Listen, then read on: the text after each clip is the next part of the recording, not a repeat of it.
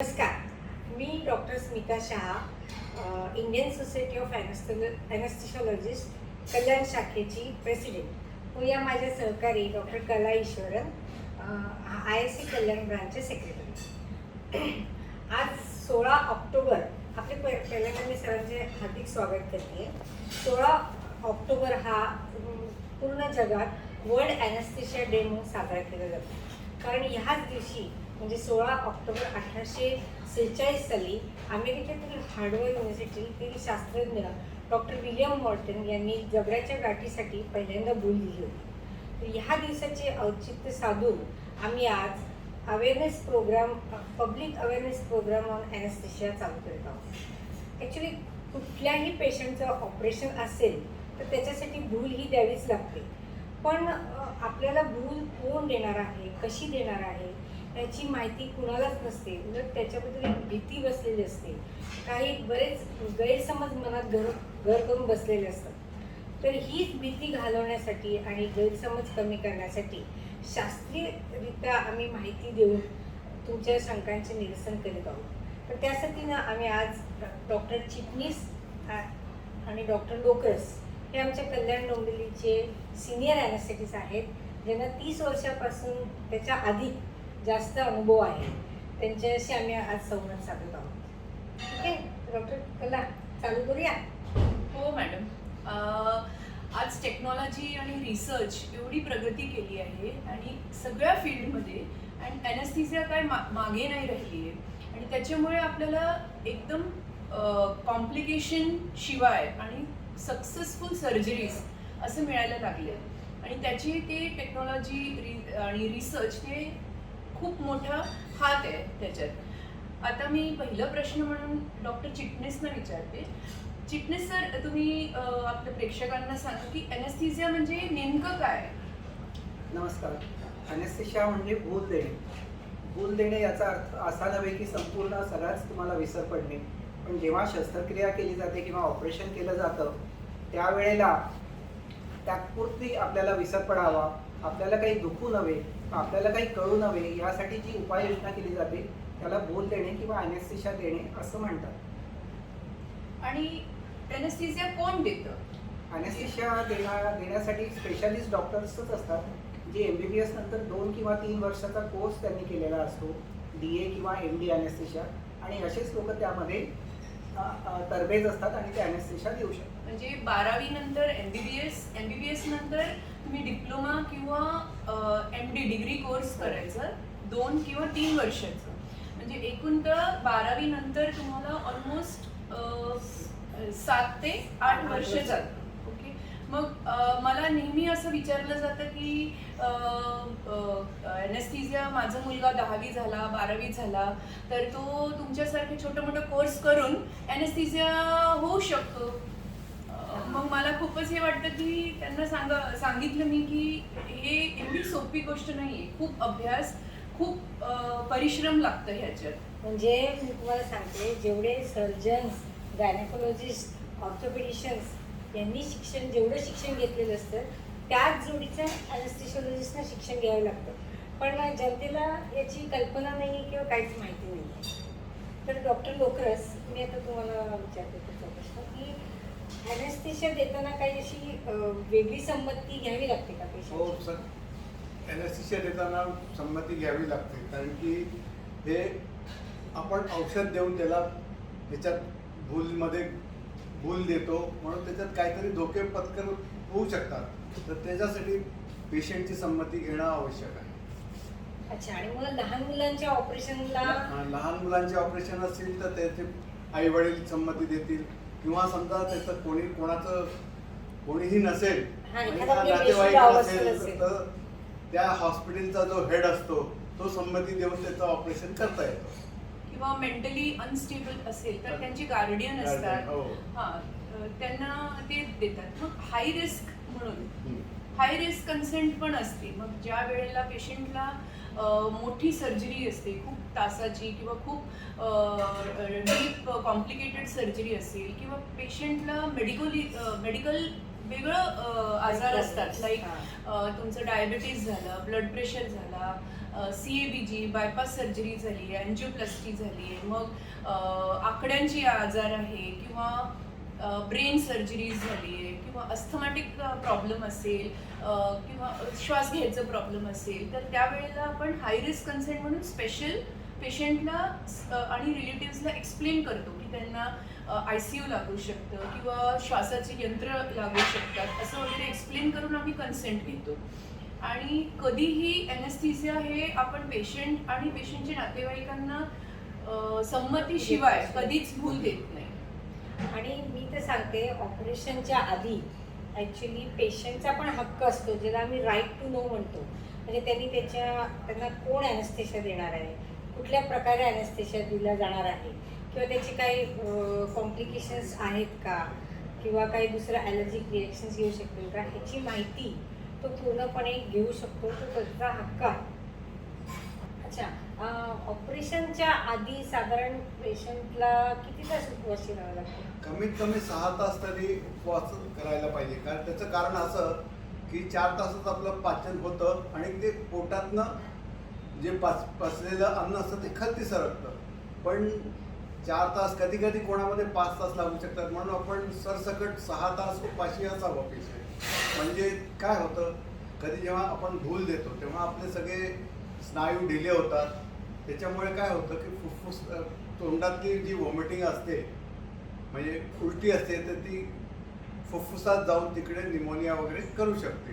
तर ते आणि निमोनिया झालं की मग जरा कठीण होतं, सिरियस होतो पेशंट. म्हणून ते प्रिव्हेंट करायसाठी म्हणजे 6 तास कधी-कधी तरी मला ते मृत्यूसुद्धा होऊ शकतो. जीवाला धोका जीवाला आहे धोका असं. भरपूर असतो. म्हणून मग कधी कधी पेशंट लपवतात डॉक्टरांची की आपलं ऑपरेशन कॅन्सल नको व्हायला, आम्ही सुट्टी घेतली आहे, मुलांनी शाळेतून हे घेतले, गपचूप आई लपून टाकते, बच्चू चॉकलेट खाल्ले किंवा त्याला आईस्क्रीम दिलं किंवा हे असं काहीतरी.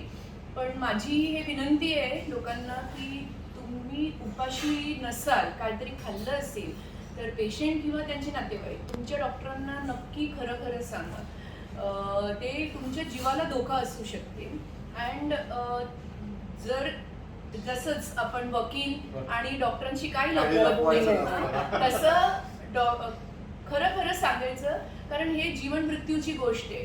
ॲनेस्थीसिया असं सोपं सोपं होत नाहीये. काहीतरी औषधं दिलं जातं, तुम्हाला बेशुद्ध केलं जातं, तर तुम्हाला जीवाला धोका होऊ शकतो. आणि डॉक्टर चिटणीस, मला असं विचारायचं होतं की एकदा ॲनेस्थेशिया देऊन झाला की मग आपलं काम संपतं का?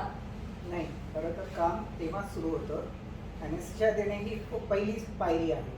त्याच्यानंतर ॲनेस्थेटिकचं खरं काम सुरू होतं. ते म्हणजे पेशंटची नाडी बघणे, पेशंटचं ब्लड प्रेशर बघणे, पेशंटचा श्वासोच्छ्वास बरोबर आहे किंवा नाही आहे, पेशंटचं मॉनिटरचं वर लक्ष देणे, त्याला बरोबर सलाईन चालू आहे की नाही चालू आहे, त्याचं लघवी बरोबर होती की नाही होते, या सर्व गोष्टी ॲनेस्थेटिकच्या निगराणीखाली असतात.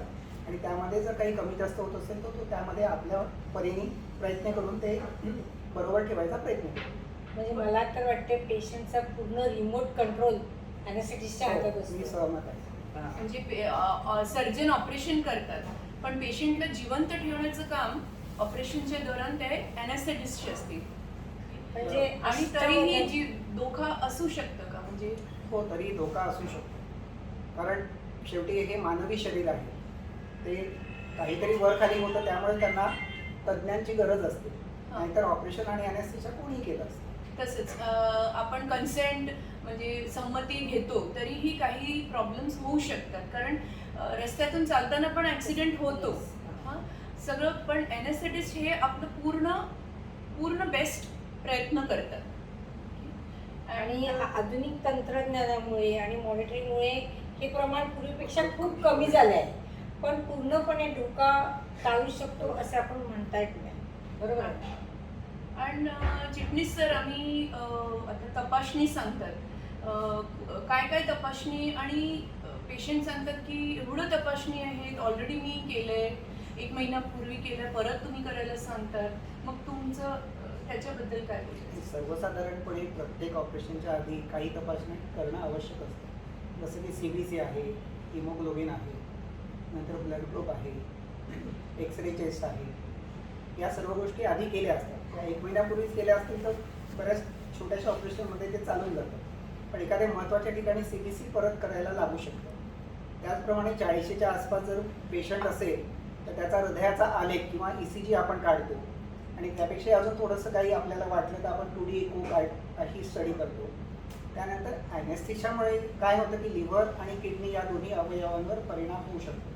त्यामुळे आपण liver function test, kidney function test या पण करून घेतो.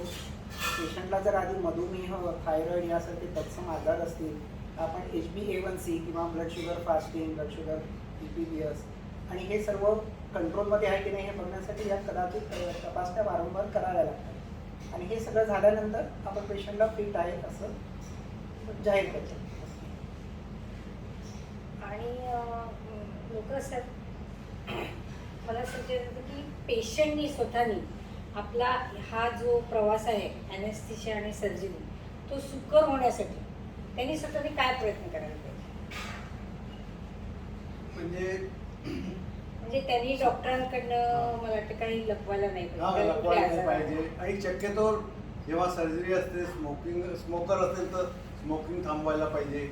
समजा अल्कोहोलिक ड्रिंक घेत असेल तर ते 1 वीकपर्यंत बंद करायला केलं तर चांगला परिणाम होतो. आणि इव्हन मला वाटते ओबेसिटी आणि ॲनेस्थेशिया यांचं एकदम 36 आकडा आहे. तर मोठ्या सर्जरीच्या आधी पेशंटला सांगतात की तुमचं वजन जरा कमी कमी करा. आणि मी डायबिटीस आणि मधुमेह हा तुम्ही कंट्रोल आणि एक्सरसाइज वगैरे करून थोडंसं वजन कमी. इलेक्टिव्ह सर्जरीज असेल तर तुम्ही ते प्रयत्न करू शकता. आणि मला ते दुसरं तुम्ही कुठल्याही गोष्टीला तुमची ॲलर्जी असेल तर तुम्ही डॉक्टरांना सांगितलं पाहिजे. हो.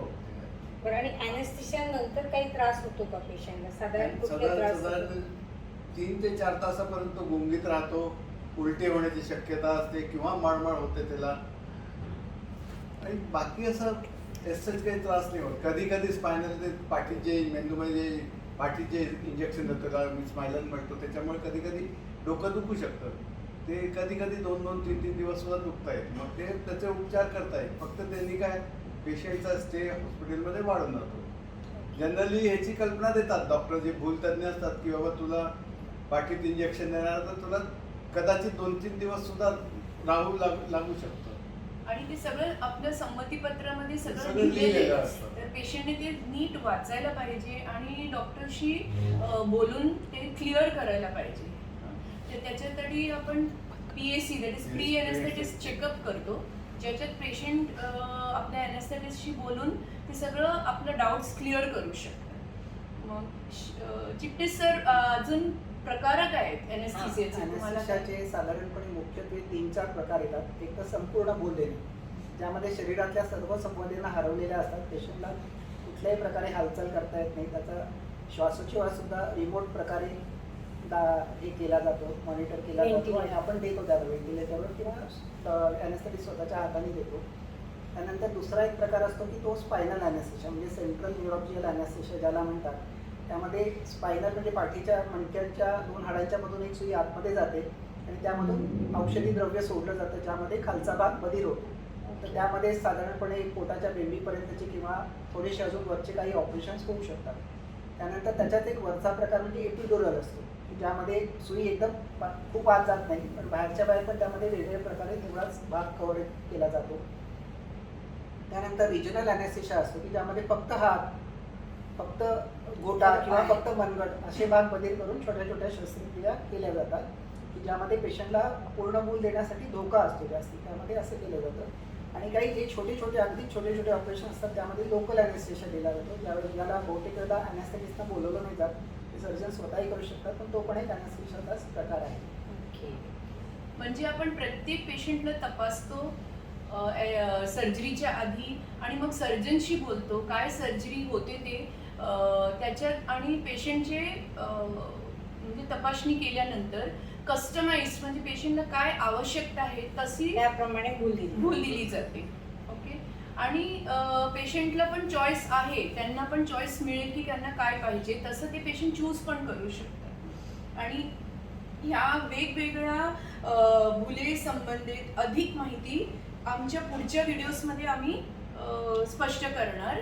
आणि जे काय आहे की ICUत ॲनेस्थेसियाची रोल. दॅट इज कोविडमध्ये तर आपण ॲनेस्थेटिस्टलाच निरंतर ICU मध्ये काम करताना बघितले आहेत, पण त्याची अजून डिटेलमध्ये जाणकारी मिळेल किंवा पेनलेस डिलिव्हरी कसं शक्य आहे किंवा पेन क्लिनिक्स कसं चालवतात ॲनेस्थेटिस्ट आणि लाईफ सेवर रिससिटेशन आणि ऑपरेशनची थिएटरच्या बाहेरची गोष्टी जे ॲनेस्थेटिस्ट इमर्जन्सी फिजिशियन म्हणून करू शकतात, हे सगळं आम्ही सविस्तर सांगणार आहोत.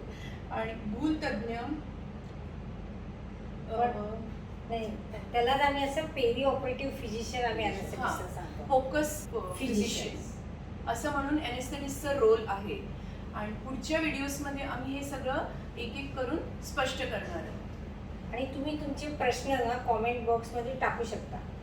हां, तर आज आपण मला वाटते इथेच संपूया, पण त्याआधी काय कला मॅडम? मला ISA कल्याणच्या तर्फे आणि मी आणि डॉक्टर स्मिता मॅडमच्या तर्फे डॉक्टर लोकरस आणि डॉक्टर नितीन चिटणीस यांना खूप खूप धन्यवाद. आमचे बेसिक्स हे आज 16 ऑक्टोबर दिनांक वर्ल्ड ॲनेस्थेसिया डे निमित्त ह्या आम्ही पब्लिक अवेअरनेस कार्यक्रम स्टार्ट केले आहे आणि आमची स्टार्ट मस्तपैकी करण्यासाठी ह्यांना धन्यवाद ISA कल्याणच्या तर्फे. थँक्यू. आपल्या दोघांचे आम्ही आभार मानतो. पण त्याआधी आमच्या चॅनलला सबस्क्राईब करायला विसरू नका आणि बेल आयकॉन दाबायला विसरू नका. तर आता आपण पुढच्या एपिसोडमध्ये भेटू भेटूया. लवकरच.